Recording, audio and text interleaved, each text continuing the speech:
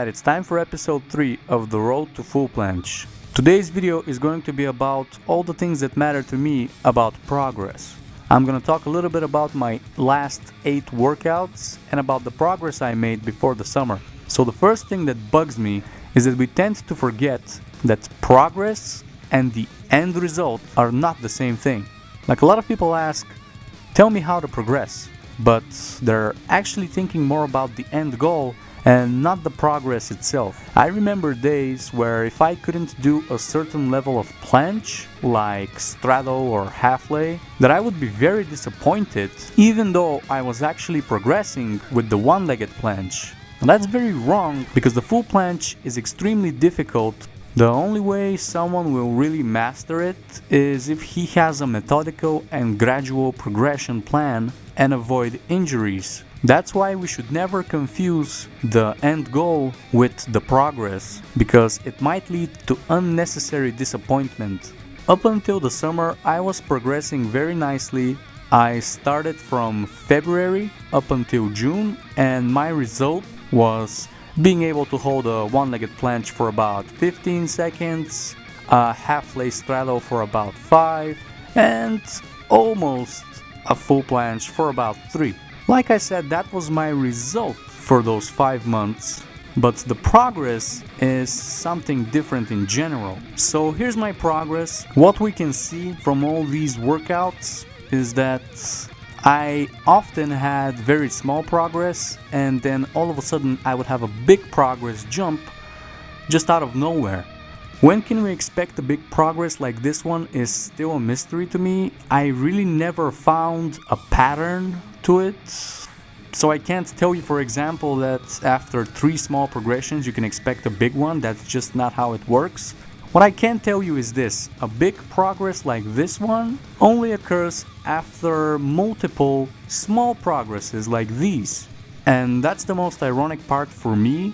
I never seemed to enjoy the small progress I made. I just wanted big progresses all the time, when in fact your foundation is built by the small progressions. Alright, so for my last 4 bent arm workouts and my last 4 straight arm workouts, my progression looks like this. So far I've only had small progressions, as you can see, and still not a big one like the one before the summer. But maybe it's because back then I followed a slightly different routine, which involved doing a lot of handstand push-ups with weights. What I notice also is that I have a big drop of performance in the last set, which is what is keeping me from a big progress. If this was like 6 or 7 reps, I would have counted it as a big progress. And about static holds, right now I'm not seeing an increase in time held, but I am seeing improvements in my form and the place where I'm able to do them, because static holds are harder on the ground.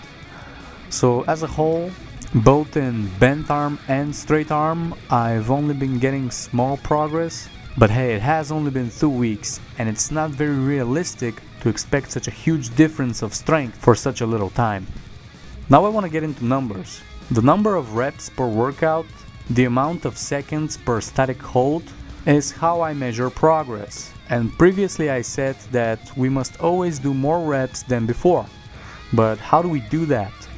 I've been experimenting before, and I found out that whenever I take 4 days, 3 days, or 1 day, I don't really perform to the best of my abilities.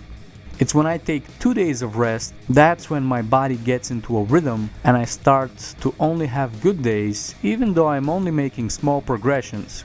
I encourage everyone to give the only 2 days of rest a try. Try to get your body to adapt to that.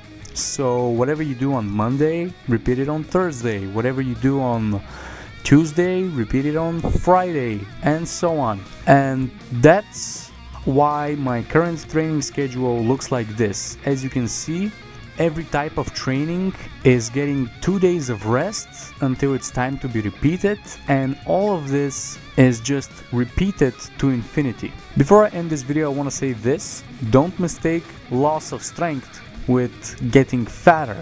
When I worked 12 plus hours a day during the summer, I gained 4 kilograms and I gained them on my legs and my butt, and that makes a huge difference in your abilities. So it's your pound for pound strength which decreased, not your overall strength. I can lose the weight, of course, but that's no fun. I have a different idea.